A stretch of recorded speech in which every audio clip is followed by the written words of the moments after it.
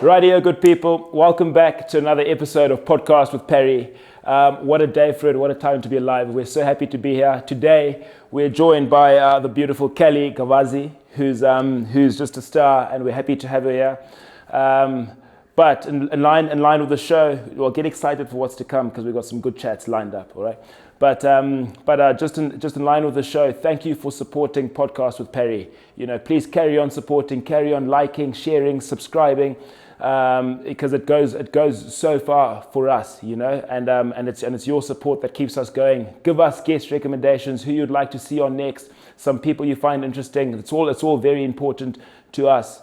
And lastly, I'd just like to again thank Grosvenor House for their continued support towards us, for allowing us this beautiful space and giving us the freedom to film here. So please look them up in the description below and give them a follow and a like because, they're just top class. Anyways, get ready for the pod. Cheers.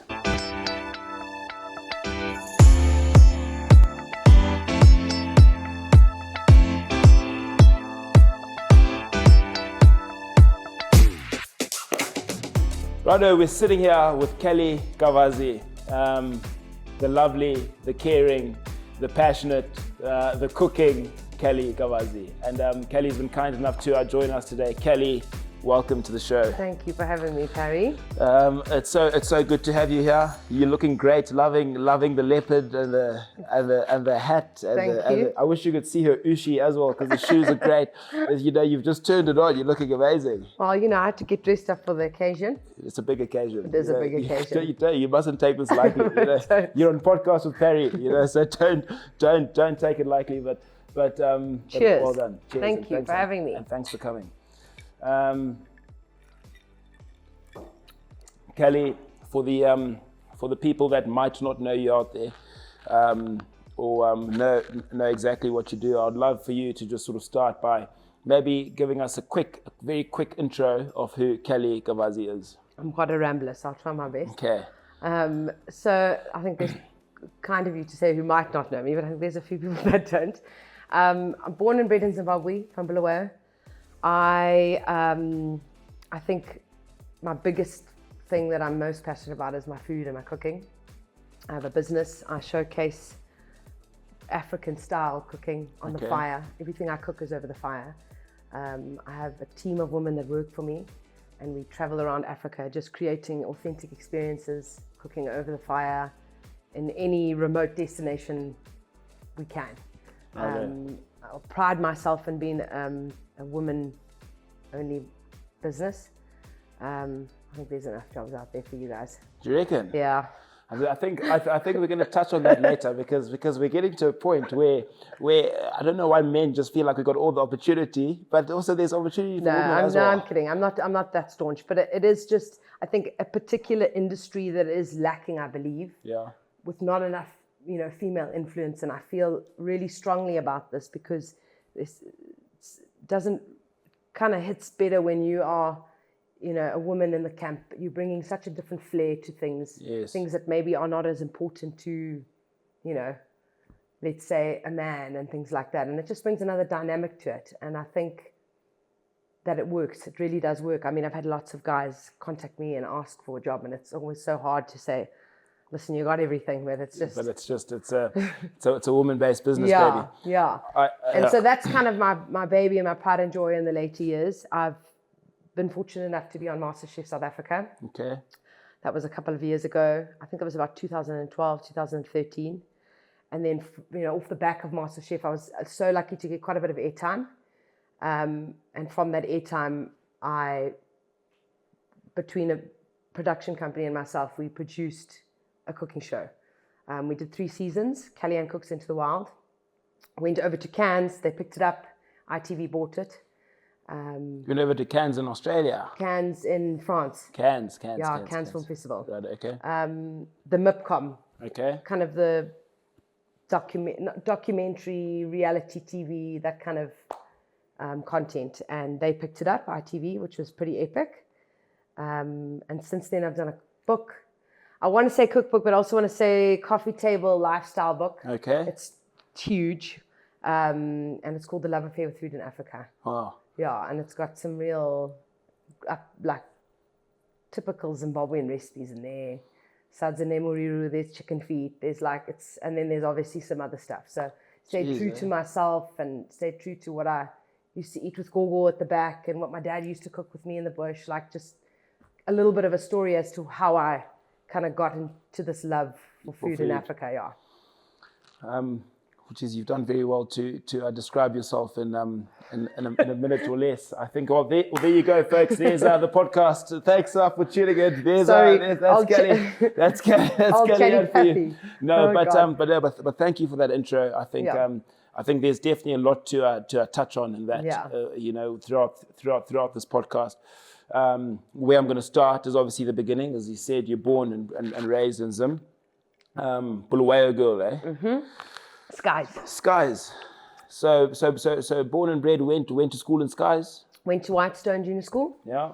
I did a year at Girls College, and then I went to high school in South Africa. I went to St. Anne's. Yeah. Ordered, and then just came back. And family are here. Family are kind of all over the place. My folks are at the moment kind of moving back, but kind of family all over the world, to be honest. Really? Yeah. So you're here with your folks now? My folks are here now, kind of between here and all over. They're travelers. And you're married? Married, yes. Married. He's born in Bulawayo, but Gweru boy. Okay. He also went to school here, Falcon, and Midlands Christian Junior School. Okay. Gweru, yeah. Oh, lovely. Yeah. Well, Kelly, it's good to hear a bit of your family background. I love that you. So the reason I asked you to be on the show. Yes. Is I met you through a mutual friend, and she straight away suggested, why don't you have Callie-Anne on the podcast? And as I met you, I was like, you know what? She looks like a star. We need a star on the podcast. Yeah. So like, you look like a star. And I was like, hey, come on, let's make magic. So I knew very little about you, but I did know that you make great food. Thanks, Pari. And so let's start there. Your food journey. Okay, so have you always loved food? Have you always been into food? I have always loved food. I mean, I was a little bit sized back in the day. Is it? Yeah. No, the girl could eat. How size are we talking? Quite swollen. Quite swollen. But I mean, I was also young, so who knows? Be yourself. But I've always loved food. And then I think Greg and I got together. We were living in the UK, and I became so fixated on MasterChef and Come Dine With Me. Okay. I don't know if you've watched that show, Come Dine With Me. I love Come Dine With Me. I'm obsessed. I'm obsessed with the strange characters that come on, the drama. I'm obsessed. Jeez, it's hilarious. It's probably so. I paid DSTV subscription for two things, for sport and for Come Dine With Me. I'm not even joking. No, it's 174. We're there. We're ready. It's brilliant. I love it, show. And I think it's a great production the way they put people that are not supposed to be at the dinner table together, and they just create this vibe. And I love that. And I studied film and acting at the New York Film Academy. And I found that I was falling in love with food. And I think my end goal was to try and merge the two and be on TV somehow with food. And from all the MasterChef and all the Come Dine With Me, I just became completely consumed and obsessed with food and cooking. And I mean, so many of my friends, when I got back home to Africa/Zim, were like, you like cooking? Like, they were actually quite surprised, because it came to me later on in life. Were you not a good cook as a youngster? No, just it wasn't something that I think... You were known for. I was known for, so it was a surprise, you know? Anyway, I got back home. Greg and I came back. We started working at my dad's place on the river in Mozambique, and I was doing the food and the cooking, and everything was on the wood stove. So that's kind of where the learning came from. I learned from the local guys, cooking bread in the ground, cooking bread in the wood stove. There's no zesa, there's no gas. It's just fire. Really? You know, remote place in Mozambique. And it was so amazing, because I was like, this is what I love to do. The drama of it, the flavors are more. Everything's just more when you cook it on the fire, you know? It's quite rare to find people that just cook mainly on fire, isn't it? Yeah, it's not. There's not too many people that do something like that. No. I mean, a lot of chefs have a lot of influence of fire in their cooking, but you know, what I specialize in is we go to these places that have no setup to cook good food. That's why they're eating the most average spaghetti bolognese, because it's really whatever you can boil and cook on the stove top, you know.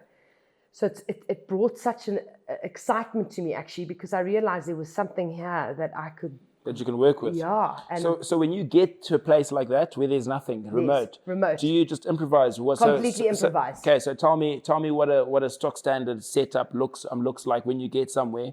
So okay, when I say setup, when you get somewhere and it's just barren, Yes. okay, tell me what goes through your mind, what you then do to attack. Okay, so depending on the client, the first thing is obviously ingredients. We've sourced that. I found out what they provide there, which is generally the basics. I mean, a tin of sweet corn and a tin of ideal milk if you're lucky. Yeah. Kind of vibe, literally. Okay.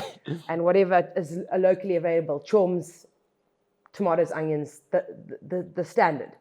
So we try and fly in what we can, but when I get to the kitchen, it's quite funny, and there's always a, oh, we have this and this and this. So I think people get nervous when I'm coming in because they just want me to think that the kitchen is up. It's got all the bells and whistles. When I actually just need you to tell me exactly what it is instead of telling me that it's something that it's more, because it doesn't matter what it is. I'll deal with what I have to deal with. But often I get there and it's always 10 times worse than what they've. So people oversell it to you, find often, just because to not make themselves look bad or make the area. And they want me to come and at the end of the day, I'm not there to judge. I'm there to just make magic out of what is there. Yeah. I've used the Zambian camp for an example that I got to. Beautiful area on the Luangwa River. I mean, out of a dream. I mean, that's what you want in Africa. You want as little as possible, and you want to literally sleep in the bush. You don't want all the other spoils that ruin that experience. So I love these fly camps, is what they're called. But this kitchen we got there, and there was a little shed that had been built out of reeds. Zambians are quite known for their reed mats and stuff. And it was just a little reed with some shelves that were built from some poles. I mean, no shelves, like wooden slat kind of poles. Yes.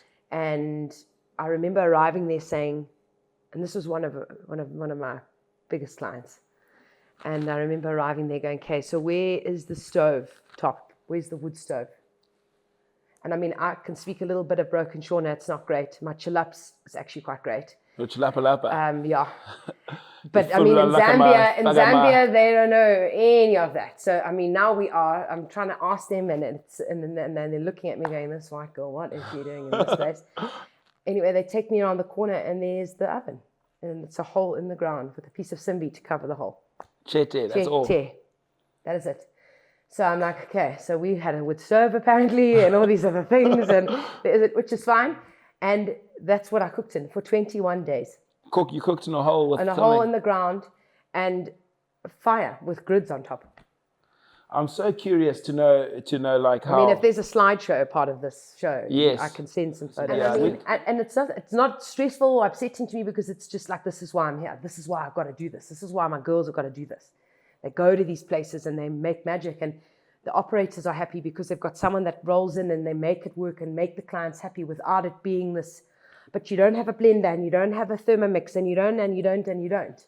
We just go in there with our little bag of tricks, and we're going to make magic. You make it happen. Yeah, and it's this element of also showcasing Africa to these foreign people for what it is. I mean, they want to eat simple, basic, beautiful food that's cooked in front of them.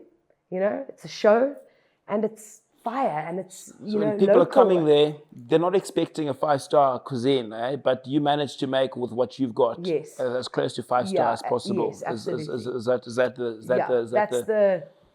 that's the idea behind it. Yeah. And with a little bit more of, I would say, because 5 stars labeled as a little bit more of this kind of fine dining. We're up there, but we got a bit more of a rough edge on the outside. We're being a bit more rustic, breaking a bit of the rules, So the sort of clients you'd be cooking for when you go out to these places, who are do you get hired by? Yeah, so I can imagine it wouldn't be cheap to get you to wherever you want to go. Well, Hey, so would I say cheap? Cheap's the wrong word to use, but I mean, would it? No, look, we charge a good daily rate, and we're there to cook all day, every day, so they've got us there to cook. And I mean, you get clients that have preferences and things they prefer to eat. And then some clients that say, just surprise me. So the work is, it's hardcore. You're up at 4, you're sleeping by 11 at night, and the days just keep going. But my question is, which clients would want your service that are not staying in 5-star hotels? Well, like who really comes and just so goes to bare Well, bush? this is the thing. A lot of it's quite interesting because a lot of your high-end clients, a lot of princes, and a lot of really like well-known businessmen. I can't mention names. Come to Africa to either hunt, to fish, to do photographic, and photographic camps are state of the art and all of that. But the rest is just. So say you're with a hunting client. Yes. Are you walking and you're cooking, you're setting up every day? Yeah, so sometimes you're sitting out in the bush where they're walking, if the opportunity allows it, because hunting nothing's guaranteed in hunting. Mm-hmm. So if it works, we go out, we meet them, we cook, and it's land to fork, if I can say, just use what you got, and here we go, baby. Yeah, and it's incredible. And the same with the fishing. I mean, what we don't have to release, we cook, and it just makes each day so exciting. And I mean, you find with a lot of these high-profile people, and I'm generalizing, you just mentioned a prince there. Yes, I've been fortunate enough to cook for a couple of princes. Wow. And they crave this raw, outdoor nothingness, that maybe we're so lucky to have all the time being Zimbabwean. So they want that authenticity. Yeah, they want that. They want that. And there's something about doing it that way in a fly camp with some tents and some fire that you can't explain. And as Zimbabweans, we know that. That's our jam. We go camp, we can go to Mwangi and go and get that vibe. But for these people, it's just like mind-blowing. How did you get your first client? Say you learned to cook, or you learned about it because you were with your Bali in Mozambique and you learned this. Yes. Okay, and then now you're like, hey, I want to make a business of this. I want to try do this. Yes. How does that journey kick off? What do you do? It's actually I'm glad you asked that, because it's actually a really cool story. So I was doing the cooking at my dad's place, and then MasterChef came up and I left. And I was like, Dad, I've loved working out, but I want more, and I want to go and be on MasterChef. So my whole plan now was to just do this MasterChef, get through it and see what could come of it, And I mean, this is someone that's completely self-taught, doesn't really know all the finesse of cooking. I'm just winging it, literally. And I go do MasterChef, and there was a client there who... So you went on to MasterChef not having any cooking experience in the past? No, that's actually a prerequisite. You're not allowed to have any training or anything. Oh, so you've got to be just like a natural cook, just go and just wing it. Amateur cook is what they call it, yeah. I thought with MasterChef, it was more people that had just like worked...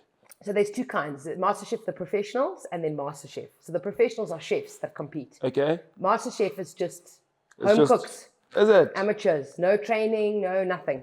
I want to come back to that later, but let's finish off this because this is awesome. Yeah. So basically, I left. I went to MasterChef, and this one client that I'd been cooking when I was working for my dad at the time, he sent me an email, and he said, he's a Cuban man. His name is Jorge. Lovely, lovely man. Jorge. Lovely man. And he sent me an email, and he said, where are you? Well, the food. It's not the same. We miss you, And I'd kind of done with being in a camp managing. I wanted more, And I just had this thing where I thought, well, you can have me, But I don't work there anymore. He says, well, send me your prices. Send me your prices. Stop it. Like light bulb. Is it? Light bulb. And I was like, okay. And then I started like stressing, going, how do I charge? Like, do I charge it daily? I'm phoning my dad. Like, how does this work? And then that was it. I sent him an invoice, and he said, perfect. Went for it. Those are my dates. Book them. That was it. First client. Come on. And then I said to Greg and my dad, I said, okay, I think I need to go to the shows. I need to go to the States. I need to go market this. Food safaris. This is what I'm going to call it. Callie-Anne cooks, and it's going to be on safari, food safaris. Like, that's what we're going to do. I mean, I think my dad and my husband were just like, here we go. Another vibe, Callie, another whole. Yeah. And I said, please just pay for my ticket, pay for... just pay for me to get there, and I'll hover in your booth, and I'm gonna, And I know that they are quietly, optimistic for me, but I think that they were both just a bit like, oh, Here we go again. And I got there, and I had my brochures printed. I did a whole thing, and And where was this food? So the first one was in Dallas, and then the second one was in Reno. So there's two safari shows that happen every year. Okay. And the one in Reno is either in Reno or Vegas. At the moment, it's just changed to Nashville. Righto. So I was doing both of them.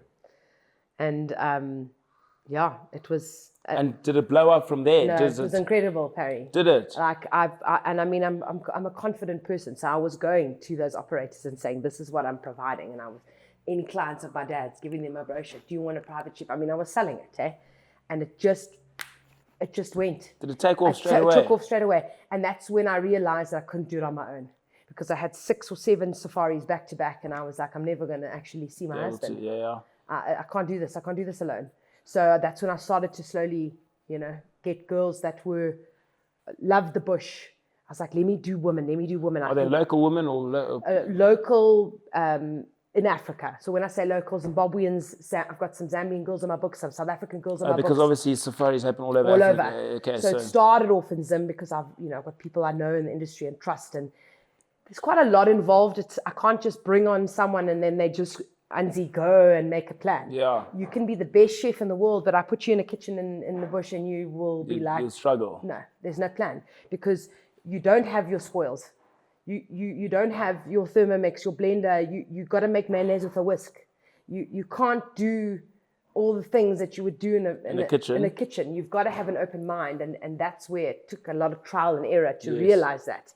Because I had these girls come in, and chefs are a little puffed up. I think it goes with the territory. Every chef wants to believe that they are the best at what they do, which of course they are. And you need the confidence as a chef, I believe, to be like, you need to be a bit arrogant as a chef. And be like, but I mean, I've had some girls come in and it's failed miserably because they got no plan. They because it's not what they used to. It's a wood stove, and I can prepare them as much. And then I realized, okay, no, I need to take this back, and I need to actually find girls that have had experience cooking in the bush. I can't have just a chef from wherever, it just wasn't working. And then it was panicking because they would have these ingredients, and then I'd be on the phone to them 24/7, and they'd be like, what am I going to do with this tin of pineapples? Like, there's no fresh stuff. And I'm going, I know, I told you. This is what you're in for. So it's taken a long time to build this directory, if I can call it, of girls that I call on, that I trust in the industry, that can do what I need them to do. Well done for getting to that level of where you are now. Cool. Next question being, just off the back of that, do you need to be there for all of these safaris that you're catering for now? No. So now you've trained up people to be able to. Yeah. And to say trained up people, like, these girls have come, these women have come to me with their own experience. I've just added. You've given them opportunity. Yes, and obviously given them other skills that maybe they didn't have. And when I mean other skills like cooking in the bush with a wood stove, with hardly any ingredients, winging it with what you have, learning to cook with venison, learning to cook on the fire, that I've added their skills. Whereas they've come with a knowledge, but because I can't also give the knowledge. That's. But if say I was Jorge, who was your first client, right? And I made you in Mozambique, and I saw Callie-Anne, right? And I go and I meet Callie-Anne, and I say, Callie-Anne, please come and cook for me. And Callie-Anne sends Susan, who says, how do you balance that? Because if I see your brand on Instagram saying Callie-Anne cooks, right? Yeah, no, where's Callie-Anne cooks? Where so this is another thing, and my dad brought that up. I mean, he said to me, people are going to want you, Cal. That's the issue. And I said, yeah, they are. But the problem is there's only one of me. And if I'm going to, if I'm also going to make money more, I need to be able to, have other people do this. So that did become a small issue with certain clients where they only wanted me. Yes. But then that's fine. But then you pay more. My price. Because I can't be there everywhere. And some clients wouldn't mind, didn't bother. And some clients gel with other chefs, and you find these characteristics that work with other clients and chefs. They have this, it actually, now as time has gone on, there are certain chefs that clients prefer and ask for, and vice versa. Yeah. Well, that's good. So you do, but and it was a little bit of it's also so empowering to other chefs and other women, because it gives them opportunity. It gives them a gateway to do what they love, to cook. And also just, the freedom that type of cooking lends itself to. You literally can just do your thing. There's no one telling you who, what, where, how. you do what you love and you do it the way you love to do it. And I think that's really a huge thing for chefs, is they're in that kitchen and it's their kitchen. They can cook what they want. They don't have to follow a menu that's, I give them guidelines. I have a whole printed out thing. I give them guidelines. But at the end of the day, it's their flair, it's their style. Yeah. As long as they're cooking in and around those parameters that I've set, for what we do, And you're good to go. Yeah. Let's go to MasterChef. Okay. I want steady on. So first of all, I want to know why you applied for MasterChef. Why did you do it? I just wanted to. I think it was a combination of things. It's the very first season ever. Yeah, it was the very first season ever. I was obsessed. Like I said, I was watching it so much when we lived in the UK. I was obsessed. And I also just wanted to get on TV and cook. I wanted to get on TV and cook. So I'm muddling this up a bit. You've just jogged my memory a bit to something else. So you started off in New York film school. Yes. So you wanted to be an actor. So you always wanted to be in front of a camera. Yes. So that's a bit of you. Oh yeah, definitely. And I did a couple of films, and I studied at the New York Film Academy. Left, spent some time in London, was potentially going to go back to New York, still completely in love with New York. It's my... Is that your second? Love that place, yeah. I'm going again. Every time I go to the States, we go via New York. There's no way we can't. Poor Greg, he's just like, again. But I got into some extra... I was an extra and said a couple lines. For some reason, Bollywood films only. I think maybe I was a bit heavy on the Sultan back in the day. But I really... Can you do the accent? I think I was in about 5 Bollywood films. Can you put on an Indian accent? No, not really. Can you not? I was dubbed. I literally did, and I didn't have a problem with that. That's so fine. So you fine. were in the movie. Yeah, and I loved it. I was just like Indian bullet. Okay, I'll be that. And then after a while, like I said, obsession, MasterChef, come down with me, moved home. Greg, relationship, I think, makes you want to go home. You sound like you've been Greg for a long time. Yeah, 14 years. Okay. Married for 8. Okay, so it's... Okay, yeah, so young. We were together. Young loves. Okay, beautiful. Okay, so you lived all this together. Yeah, I lived all this together, and we came back, and then MasterChef came up as an advert, and I said to Greg, I've got to do this. I've got to try. And that was, I winged it. I said, Dad, I'm leaving, and I'm going to go and do MasterChef. I'll let you know, what's going to happen. The process of getting on, was it easy? Apply. You got to apply. You got to add lots of spoils onto those forms. Otherwise, I don't know if they notice you. Did you lie a bit? No, I didn't actually. I just put everything I could possibly put on there. But you didn't lie? No. I don't believe you. I might have. I can't remember. Might have said I was in a few more things than I was. But I didn't lie about obviously having cooking experience, which is a lot of people got kicked out for that. Yeah. Because they said they didn't have this cooking experience, and then the production did the research and they actually worked in a restaurant and were head chef somewhere. Okay. So got into the first round of auditions. I think they cropped quite a lot. It was at the Wild Coast Casino in Durban. My folks were living in Ballito at the time, perfect. And I had a cool box, and I did a limoncello semi-freddo in the lemon, and I had to have dry ice. Of course. Go on. It was so dramatic, and I literally was like, why did I decide to do this? Because now I'm worrying about this dry ice, and we're in this line. And it was so exciting because I literally will never forget all the cameras just being there, and I was just so excited because I was just like, this. You're like, this is me. I've got to do this. I'm in my element. And we did the auditions, and right there and then they told you if you were staying for the next session, which is in the afternoon, which is of interviews and stuff. And instantly, I don't want to, the show's a great show, but they definitely look for they want to hear the drama side to you. So they want to know, did you lose a farm? Yeah.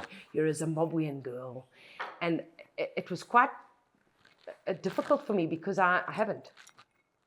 I haven't lost a farm. I've had a great life, the best upbringing ever in Zimbabwe. I have no hardships of losing anything like that. And whereas I look at my husband on the other hand, he's lost everything. Their family lost everything. And I kind of sat there and I thought, for the first time, I don't have anything shit to tell you. So I tried to change it. And after that interview, I thought, oh no, I'm done. I didn't have any juice for them. I just had I just told him I grew up on a farm. I just told him, I'd have these dreams, and I just thought, I'm just not going to make it because I didn't have. Because you didn't have the drama behind it. I mean, there was one part of me that just wanted to say, just lie and say that something, and it was a horrible feeling actually to leave and go. I should be proud that I've been so fortunate to have absolutely this wonderful life and bush upbringing that I've had. But I kind of left going, fuck. Jeez, what's exciting? Yeah, what's exciting about so anyway, I left, went home, and I actually said to my folks, I don't think I got it. I think they're looking for, it's TV. They want to sell it, Anyway, next thing, got a phone callbacks to Joburg. Is it? And they called me. Spent a week in Joburg and did all the MasterChef things. I got to the top 25. Well done. And it was incredible. I mean, you don't know what airtime you're going to get. Did you get lots of airtime on I got a lot of airtime. Did it make you famous? I don't want to say famous, because I mean, I'm not famous now, so I don't think it made me famous. But at the time, I got a lot of recognition for it, yes, because I was in the first 4 eps, and it was just fantastic. And the show took off straight away there. Straight away, and because it was the first ever season, it was the best thing that could have ever happened. Well done. It was amazing. It tough? Was it a tough experience? I mean, you don't sleep. The filming is incredible because they just want you to be exhausted so that you are at your emotional peak. Oh, really? So they wear you down completely? They wear you down. They're waking up at 3 o'clock to go film a show on Mandela Bridge. Really? Oh, yeah. You finished. It's quite gruesome, It's and it's clever because you give them the goods when you're tired. And I mean, Did you break down a bit on the show? I don't even know why I was crying. I'm so tired. No, it was a cool experience. I got to meet incredible people in the industry that are still good friends of mine to this day. Just going back to your story, saying not being dramatic enough or emotional enough. Yeah. Where that hit me was basically saying, well, Kelly, you don't need a story like that because you yourself are the goods, and people shine, and you would have shone through for people to see that. So, thank you. So it's credit to you. Thank you. You don't always need a dramatic story because if you're the real deal, people will see it. Will see it. No, you're right. Absolutely. Yeah. Well done. Thank you. I appreciate that. Yeah. Yeah, no, it did, and there's no regrets. I absolutely loved it, and from that was how I got my cooking show. At the end of the day, I mean, the airtime I got from MasterChef was something I had to show for, to say, I've been here and I can do this, and So you had a cooking show on ITV. Yes. And what was that show about? What was that? So me cooking in the bush, basically. So when you'd get clients on safari here, you'd film that. So to an extent, it was mainly based at my dad's place. So fast forward, MasterChef's done. Dad want to come back, but don't want to come back and work. Want to come back with a production company to come film a cooking show at the camp. Is that fine? So of course there was a lot of a lot of sides of it we couldn't show, hunting, all of that. We had to be, this world we live in, we've got to be quite careful with what is said and what is shown, particularly with around to hunting and things like that. So explain that more. Well, I mean, hunting. Explain why that couldn't be. Because hunting is just so controversial, and a lot of people are not going to take that on. I'm not trying to sit here and say that I'm an advocate or whatever, but I'm a chef, and if I want to go and shoot an animal and eat it, that's what I do. That's what we do. We eat nyama. Absolutely. I mean, you eat meat. I don't pride myself on going to Spa and buying a piece of nyama. I pride myself on where I know where that nyama came from, where that meat came from, and who brought it to me. There's a whole aspect of this with food that is huge, but along with that comes, people who don't agree with that. So when we did the show, initially I wanted it to be, me really raw doing that kind of thing. And I mean, the production company was just like, no, that's not going to work. When you bring a production team over, who pays for that? There's two ways to do it. The production company funds everything. They have the rights to everything. Or you can go 50-50 and become a producer on the show, which is what we chose to do. I think we spent every single cent we had to our name, Greg and I. Really? On this show, yeah. Not cheap. 50% partners in the show. Really, eh? Yeah. And I mean... It wasn't cheap. No. And if I look back now, well, it wasn't ridiculous. I mean, I was only 23 6, so we didn't have, it was just everything that we had saved over the years of working. And when I look back now, that probably was, if I didn't do that, I probably wouldn't have had the experience. But then it ended up being the Achilles of the whole thing between the production company and me. What? The fact that I was a partner in it, I think. Why? Because it complicated it for them massively, because after the show's airing, I started getting recognition, endorsement deals, Wusthof knives, all these different deals were coming my way for me as Callie, not for the show. So then you would take 100% of that. And they didn't believe that. They believed they were entitled to whatever endorsement deals you got 50% of whatever. And I said, but that's not the show. And that's not what's in the contract. But they had all the power because they had all content, they had all the shows, they had everything. So it ended up just being, we filmed these beautiful 3 seasons, and the 3rd season was Zimbabwe, my Zimbabwe. Really? All over Zim. Did you make money from it? From ITV, yes. So you got some. So each is it royalties? Yeah. I probably got that wrong, but yeah, every time something aired or different. So ITV takes it and airs it on different channels around the world that are affiliated channels with ITV. Okay. So every time another territory buys that show, you see money, basically. And now that I look back at it, I should have just been the talent. But I didn't know these people, and I didn't know what the future held for me. And you were young. And it's exciting to be on TV. You're like, and you think that you're doing the right thing, but you also don't know. You could, but I don't have regrets because I've learned so much. I've paid school fees for it, big time. We went after them with lawyers, but eventually it just became, how much more are we going to do spending this, fighting this? Because they had leverage because they had all the shows, and they could say, I could do whatever I needed to, but we've got the content. So they had the editing, they had everything in their hands. So, and it's sad because it's a good show. It's a good show. Why don't we start another show? I know. Let's start another. Why would you host a cooking show again? Oh, definitely. And like a more family style one now. Yeah. I'm a mom now. Like the ideas I have, I would love to. There's a great production team here. So you got the right place to sort of start. There's everything you need. Yeah, definitely. It's not over for me. Definitely, I have more to share and more that I want to do, especially in Zim and where I'm from. We're such cool people. We've got such talented people here and such incredible culture here. And I think it was hard, but it was amazing. The shows still air. Every now and again, I'll get an influx of followers from like Thailand. Oh, really? And then I realize, it must be airing in Thailand. Yeah. So, they might be making the royalties on the shows, but I'm still getting the airtime and I'm still getting myself out there. And it's so much easier to talk about now. It's been years. Before, I just wanted to pretend it never happened and didn't want to say anything, because you feel like a responsibility. I did this. I took this time. We invested all we had in it, and it was all for me. And then it just kind of didn't kind of end up the way that I envisioned it to, Which is fine, and I think that's growth and growing up. And they always say that hindsight is the best teacher, hey? Yes, which is absolutely. Which now, and you would hope that you wouldn't make the same mistakes or decisions again in the future.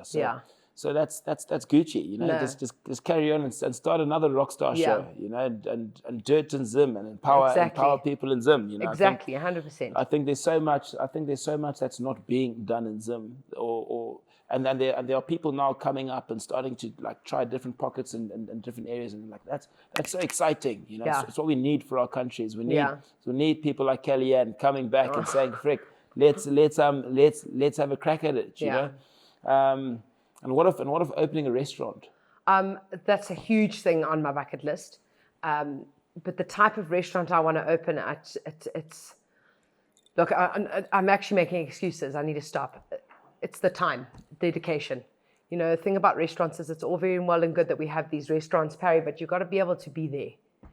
I'm not in that phase right now of my life where I can commit that kind of time to a restaurant. You've just had another light. Just had another child. I've got 2 girls, Rafaela and Santiago, and Santiago's 5 months. So I'm in the thick of it, and I still want a third. Going for more. Yeah. Be fruitful and multiply. Yeah. Be fruitful. I know. And give us children. We want children. So, but there is a time that I want to do that. Imagine open fire restaurant, like like, I mean, yeah. And Greg's What are a we cook making? as well. What are we talking? Are we talking like ribs? Are we talking like, I mean, sadza? What are we like talking? everything, but not as, I want it to, it's got to have the element of the culture, but we need it to be elevated. And in order to do that, there has to be a show around it. It needs to be a spectacle. So like a bit of like the Boma. Yeah, but like I don't know if you've seen some of the fire pits that I build. Yeah, I've seen a couple with that of them. African, I call it an African asado because it's not the traditional Argentinian. It's the way I do it. I just get some wood and I make my own like asado. Like you make like an A-frame basically, like this, and you hang everything on. Yeah, and the hanging hukus down the middle of the fire. I mean, and everything cooked in the fire. And then I do this thing where it's like a grazing table. It's like a fire feast grazing table. It's just a long table with like brown paper, and it's just nyama, veg, salads. I mean, it's just food that goes for as long as you can see. And everyone just comes and gets involved, and you know. Where are you having Christmas party this year? Like, I would be there, right? Like, do you cook for Christmas? You know. I literally do I do a lot of the cooking, which I love. But yeah, most of the time it's me and Greg are cooking. Greg's incredible as well. Is he? Eh? Yeah. I think I stole his limelight a little bit. He's good on the fire. He's good at frying. He's good at it all. I mean, if we did a restaurant, we'd do it together definitely. Amen. Yeah, he's got a good talent. I mean, he cooks a mean risotto. Does he? Yeah. Yeah, we huge into our food. I love a man that can cook. Yeah, me too. I go for that.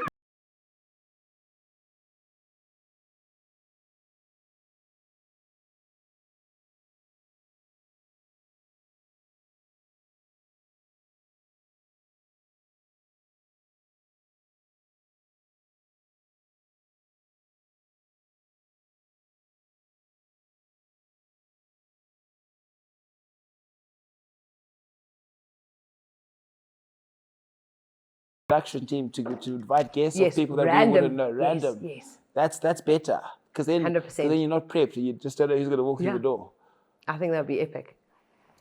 Sid, it's shaking here. First podcast with Pari. No going back now. No going back here, girl. No, I'm keen. Okay. Keen. Right. And then so then post ITV. Yes. You moved. So where have you been living during all this time? All over. Okay. So we were Mozambique, back to South Africa, and we spent quite a bit of time in I mean, obviously New York, London, back home to Mozambique, South Africa, and then. So your family's always lived in Mozambique, mainly. My dad has 100% lived in Mozambique. My mom has been between because of school and kids. What's the name of Dad's place in Mozambique? Safaris in Mozambique. Safaris. On the Cabora Bassa. Safaris in Mozambique. Yeah. Okay. Yeah. DE Mozambique. We'll take it here. Yeah. Safaris. Yeah. Okay. And so I think at Belito 5-6 years, and then I had Rafaela. Okay. And I had like this moment of I need to get back home. It was unreal. So you just wanted to move back I just to was like, Greg was like, where is this coming from? I said, well, your business is in Zambia. Like, I don't want to live here. I don't want Rafaela to be Zimbabwean. We need to go home. And it happened in like 2 months. Really? Quick? Packed. I'm an all or nothing, in case you haven't noticed right now. And I said to Gregor, I said, if we're going to do this, I can't wait like 6 months. And he's the Scorpio. So he's like, okay, let me just process, let me think, let me write the pros and the cons. And I'm like, Capricorn, let's go. Let's do it. Tomorrow. And he was like, okay. This folks still had their house in Bulawayo. And they live in the UK now. And I said, we can move there. We can go back to Skies. We can go and squat there. So you chose to move back to Zim and you went to Skies? Because it was the fastest instant solution to get there as quick as possible. Okay. If I had pitched to Greg, if I said, let's go to Harare, we'll find somewhere. Oh, no, he would have said no. Okay, so you had base at Skies. So I said, we can go straight there, put everything in storage. We've got the house is set, the furniture, it's there. We just have to pack a bag and yeah. So we did that. And then 4 months, and bless my Bulawayo Skies. And if there's anyone watching from Bulafufs, they're going to be upset with me. But guys. Jeez, there's not a lot happening there. It's Skies. I literally was like, new mom, 6-month-old baby, going crazy. Like, what can I do? I can't do anything. Yeah. If you move back from like New York and just Benito and London, and then you put into Skies. Yeah, and you know when you get home for the first time, there's like a bit of there's a little thing that you do. I don't know if you've been away for years and then come home. You got to go have you got to go have chicken in, and then you got to go get konkels, and then you got to go get, I don't know, cream soda and a fizzer or a Freddo, or go have sadza and nyama. And once you've done all that in your city of your hometown, it's a bit like, well, what's next? Yeah. So that's kind of what happened. Is we got home and it was just like this excitement, Eskies and, Eskimo hat and all those things. And then I just said to Greg, I can't do anything here. Like I feel... You just got quite bored. I'm bored and I love my hometown and, but I said, we need to go to H. We need to go to, Harare. I can't... Amen. Guys, sorry, I love skies too. I think it's a beautiful... I'm a Bulawayo babe forever.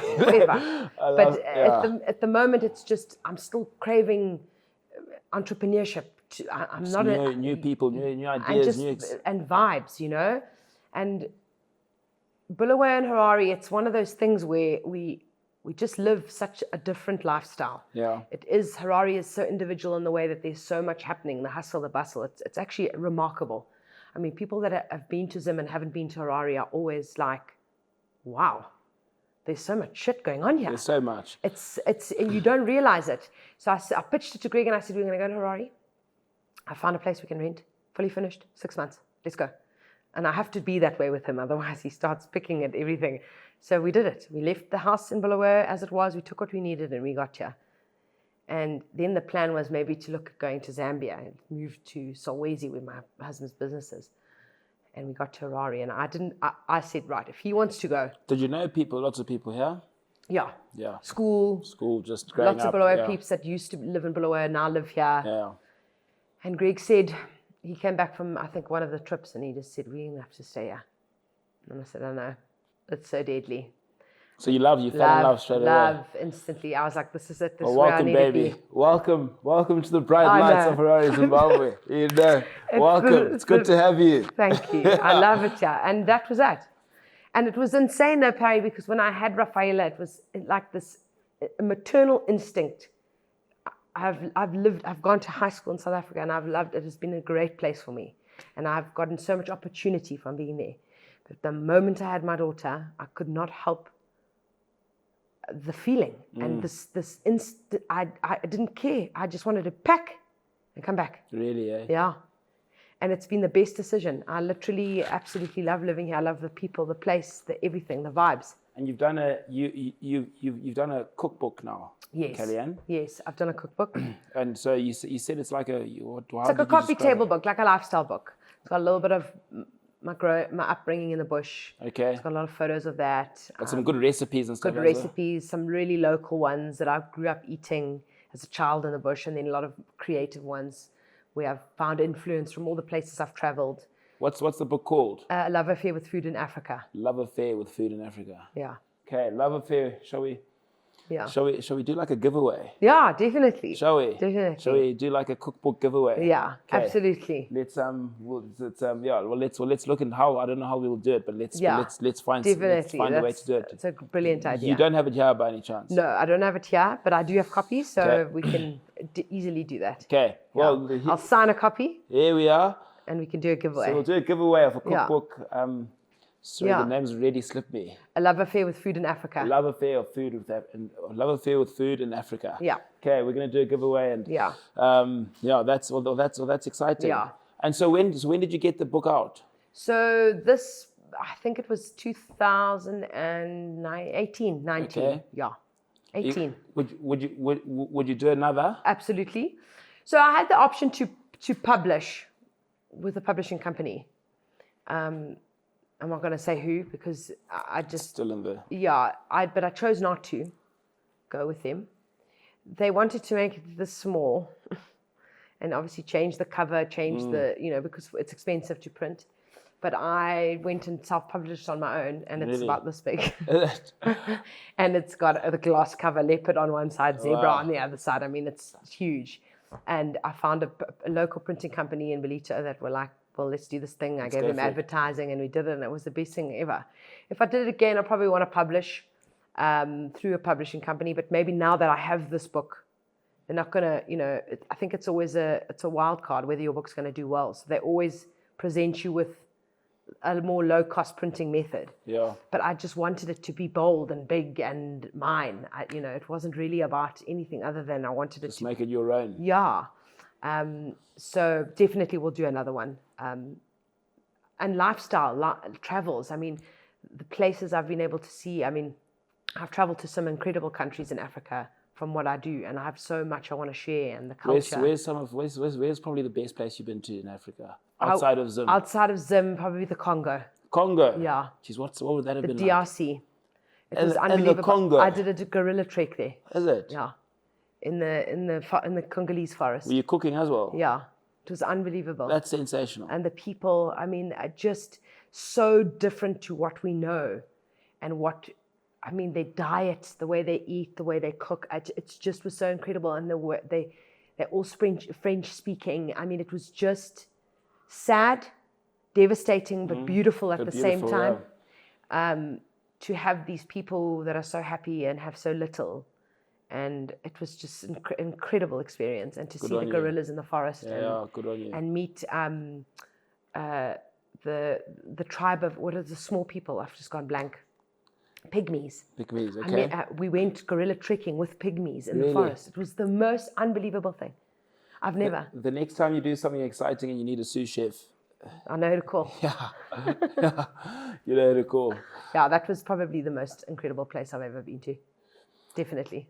Kelly, just coming to the tail end of this now. Yes. Just wrapping it up. I'd love to hear from you quite a sort of question for yourself. Okay. Yes. Tell me about, just throughout your journey, one thing you love most about yourself and where you are now, and what you've done. And secondly, if you could speak to Callie-Anne 10 years ago and whisper something in her ear, what are you going to tell her? And lastly, sorry, it's 3 questions, okay. But we you'll have to recap on that. We can break them down. Yeah. And lastly, for women here, for ladies here who've got a passion to cook or passion to maybe get involved with you, what can they do to start that journey? So I'm just going to go on the 3rd question because it's the one you finished. I mean, if you have a passion and you want to obviously cook and be involved with me, just call me, hit me up. We can see if it can work. I'm also there just for guidance. I'm so passionate about, women in this particular industry showcasing their talent, and there's not enough women out there cooking. They're always in the shadows, and they're not really at the forefront showing their talent, and especially in Zim. This is a melting pot of talent, this country, and there are lots of people with so much knowledge and so much passion, really. We're such passionate people, and if there's anyone who is interested, I mean, my door's open. Contact me directly, and I would love. I mean, I'm always looking for new chefs. The thing about it is it always comes full circle. You have somebody, they eventually have a family, and then their lifestyle changes. So there's always a that's right. A new opening for somebody. So correct. It's It's when you say it's a very male-dominated industry, to me I find that hard to believe, because most chefs that I've seen are males, no? Yeah, no, it is males. I mean, are females? No, males definitely. Is it? Yeah. Do you reckon? And if you think about the amount of well-known chefs, how many of those well-known chefs are female? In Zim? In general. In the world? Yeah. Famous ones. Okay, yeah. I'm thinking of Gordon Ramsay, James Oliver, Ducky, eh? Yeah. I can't think of a girl's name pop up. Callie-Anne. Oh, who's that there one? We go. Callie-Anne, that's the one. She's brilliant. And then not to say that that's a problem, but it's just, I'm passionate about it because I think I did something really different in a male-dominated industry in Africa, in the bush, fishing, hunting, photographic. And I did that, and it made me feel a sense of pride for women, and not because I think we need more and we're hard done by. That's not my MO at all. It's just there's a space for us, and it's pretty epic when you get there, Love that. Yeah. Love that. Well, there you have it. I think women are going to come in a big way, and that's true actually. Now, when you explain it like that, I can see why it is. but because you're doing what you love, you're empowering other people naturally, not because it's an... Not because I'm trying to be all, I'm not trying to be a fighter or what are those like a feminist with a banner. I'm not trying to be that. And there's no harm I'm not saying anything against those ladies, but I'm just trying to